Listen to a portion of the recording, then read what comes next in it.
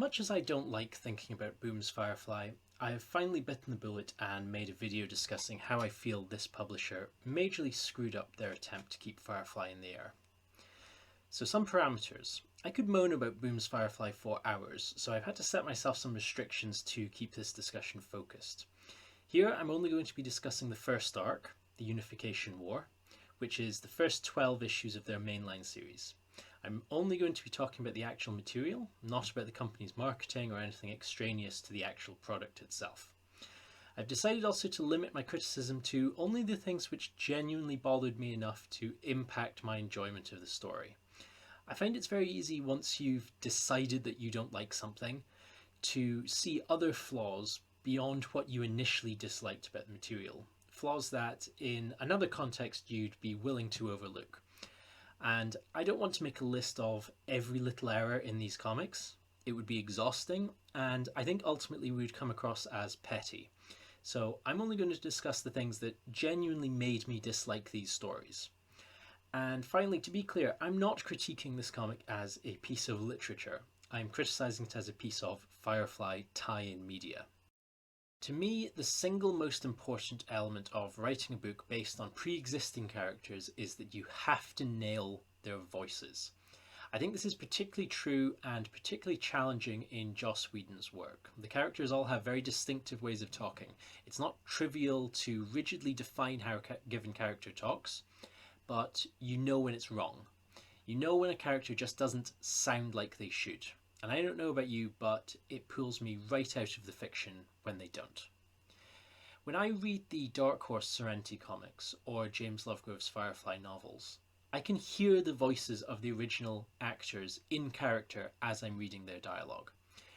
With Greg Pak's dialogue, this is very rare, or it requires a concerted effort. This guy's dialogue signals to me very clearly that he just isn't familiar enough with these characters to accurately recreate their distinctive voices. It's not easy to objectively prove this. Like I said, it's difficult to distill the essence of how a character speaks, and I feel like any example I provide could be met with the accusation that I have cherry-picked an instance which supports my argument. So let me try to demonstrate that Greg Pak doesn't even grasp the basics. Very frequently, Greg Pak will have characters refer to Shepherd Book as just Book. Not Shepherd, Shepherd Book or Preacher, just Book. Let me tell you why this is wrong. In the entire run of the show and movie, Shepherd Book is referred to by just his name, without any title, on only 3 occasions. And 2 of those are during firefights, where it sort of makes sense that the characters need to communicate more efficiently.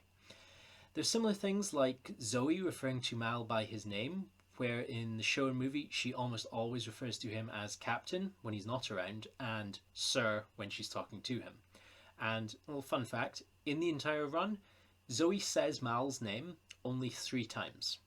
These are just really basic things, and Pak doesn't even get them right.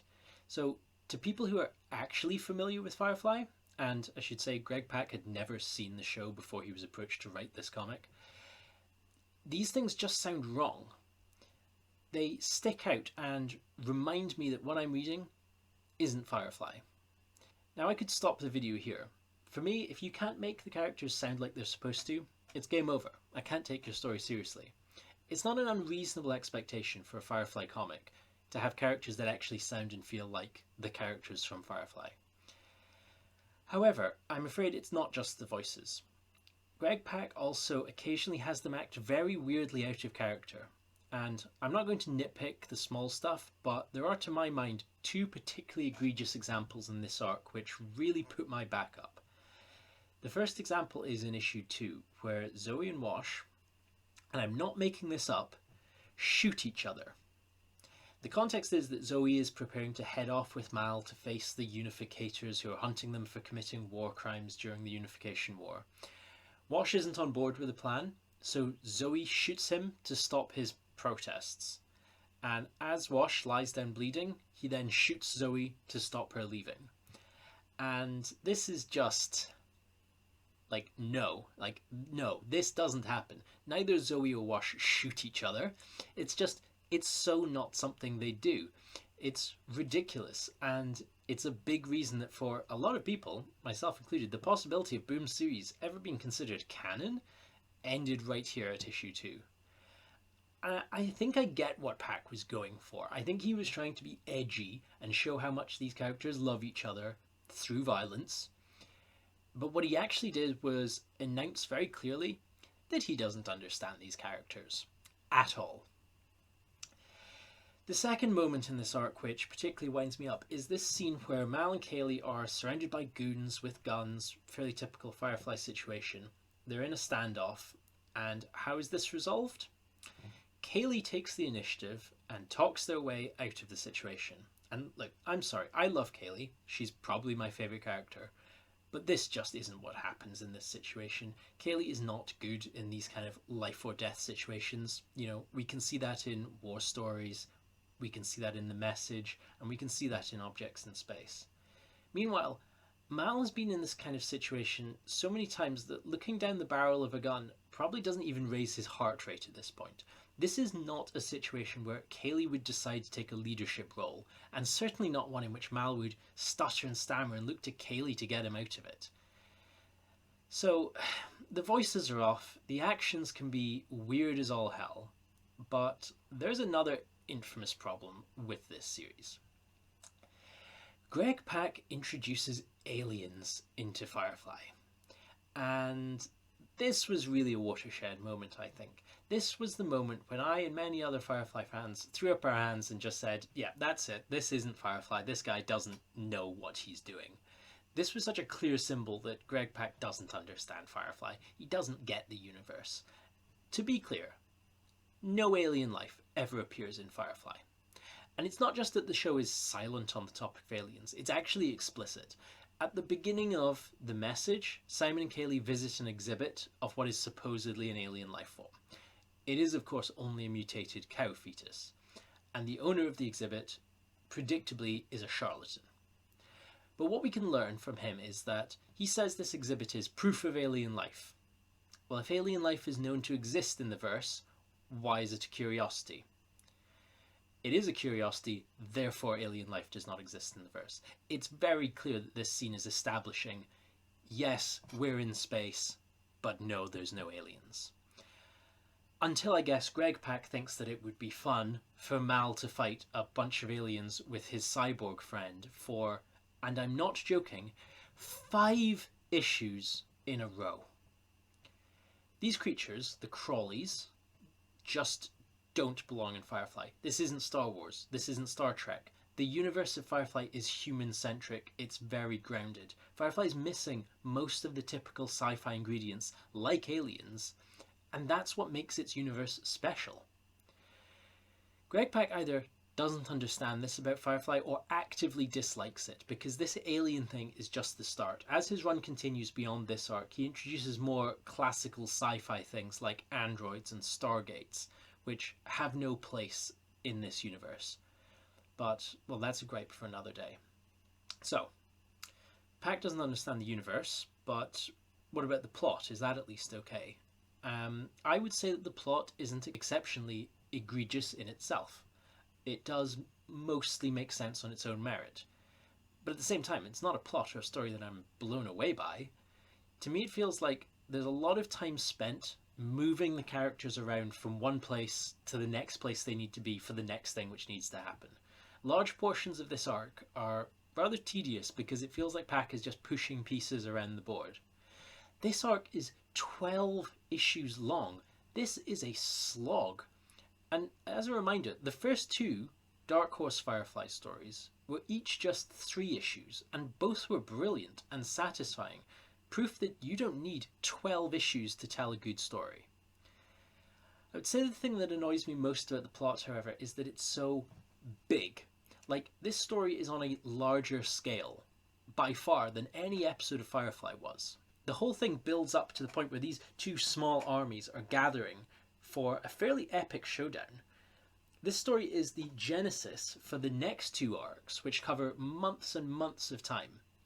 This story is instantly the most significant thing in these characters' lives we've seen up to this point. And to me, this just feels fairly disrespectful. This is a new writer and a new publisher right out of the gate, and they produce a story which, in the lives of these characters, overshadows all the original episodes of Firefly. Like, who the hell do they think they are writing this? Prove that you can write a good and faithful Firefly, and maybe you'll earn the right to tell a movie-scale story like this one. So, okay, the plot is too big, but is it original? And I'd say no. I feel like the Unification War is in a few ways pretty derivative. The plot involving Boss Moon hunting down Mal and Zoe for being war criminals during the war felt very similar to the plot of Better Days, where Sanda is hunting them down for being terrorists after the war. Better Days isn't even the only Dark Horse comic that packs samples. The plot of the Unification War escalates to the point where there's this army of former browncoats ready to start a new war. This doesn't feel a million miles from the plot of Leaves on the Wind, in which a new organisation, the New Resistance, is ready to start a second war against the Alliance. Except in Leaves on the Wind, this was as a direct result of the events from the movie. It fit with the on-screen story, aligning with and building on what we've already seen, whereas the Unification War just rams into the timeline this apparently pretty important chapter, this very significant event that doesn't build on anything from the past or build toward anything in the future of the story, and it's seemingly entirely forgotten about by the time of the movie. And, well, speaking of forgetting things, central to the plot of the Unification War is that Zoe and Mal are war criminals. And to be clear, within this story, this isn't untrue. It's not revealed to be some mistaken identity or misunderstanding. They are legitimately war criminals. They don't deny this. During the war, Mal and Zoe blew up a hospital, apparently by accident, and then they executed a group of Alliance soldiers who were offering unconditional surrender. Now, it's a bold move to take two beloved and heroic characters and retcon their histories to include such atrocities. I don't think it's a move that is going to endear you to your audience, however. I don't like this addition to the canon. I'm not going to accept it. Like, this isn't Mal, this isn't Zoe, this is Greg Pak, trying to be edgy with all the subtlety of Jane on a first date. But quite apart from the fact that I don't like the addition, it doesn't really make continuity sense to me. Mal and Zoe have been picked up by the Alliance before. In Bushwhacked, Harkin gives the crew a pretty thorough going over, including Mal and Zoe's record in the war, and no mention of war crimes. The operative looks up Mal's record in the movie, and once again, mysteriously, no mention of war crimes, or indeed of the Second Unification War or any of the huge events from the following two arcs. Like, it doesn't fit in the place that Greg Pak wants it to. And like, I know you can always kind of bullshit a in-universe explanation for these kind of errors, but I still consider too many of them to be indicative of a carelessness in the writing. Like, I shouldn't need to headcanon convoluted solutions to inconsistencies that this writer makes. It's the writer's responsibility to make sure that everything they're writing is consistent with the pre-existing material. But this story and the arcs that follow show time and time again that Greg Pak and Boom are not interested in writing a story that's consistent with the real Firefly. Now finally, a word on the art. My perspective in general on comic book art is that it's very much of secondary importance. Brilliant artwork won't redeem awful writing, and terrible artwork won't totally ruin a good story. That said, while I recognise this is a very subjective thing, I'm not a fan of Dan McDade's artwork. I find it to be too rough around the edges. It has this gritty texture, which for me just doesn't evoke the feeling of warmth that Firefly should have. While I don't think that the characters need to be perfectly photorealistic, I find that too often the characters just appear like warped caricatures of who they should be. So, maybe in that respect I should applaud McDade for perfectly capturing Pak's version of these characters. I will say, however, that the gritty style of art does work very well for the war flashback scenes, although there's not many of them, as it suits very nicely the confusion and anger and fear and claustrophobia of a battlefield environment. The last thing I'll say about artwork, I hate the design of the Unificators and Boss Moon. They feel too, and I hope this is the right term, diesel punk. I don't think I possess the language to properly express what I mean, but in my opinion, they just don't feel like they're a natural fit for Firefly's world. They're maybe just a little bit too sci-fi-y. So, what I'm trying to say is, I don't like the Unification War. It's an unfaithful and unwelcome addition to the Firefly universe. Greg Pak, a writer who had never previously watched Firefly, does not understand these characters or its universe. The story jumps between being bland and tedious to derivative. The author betrays the characters we love in the service of writing an edgy story that is tonally dissonant from its source material. Pak has no interest in writing a story or plot which enhances or even aligns with the larger Firefly saga. I know Firefly, and this isn't it. So, those are my feelings. It's not an exhaustive list of everything that is wrong with this series, but it's the main points that most bothered me. This was quite a painful video to have to make, not least because I had to reread the Unification War. I've avoided talking about it at length before because I don't really enjoy being this negative, so the next Firefly video I make will be more positive, I promise.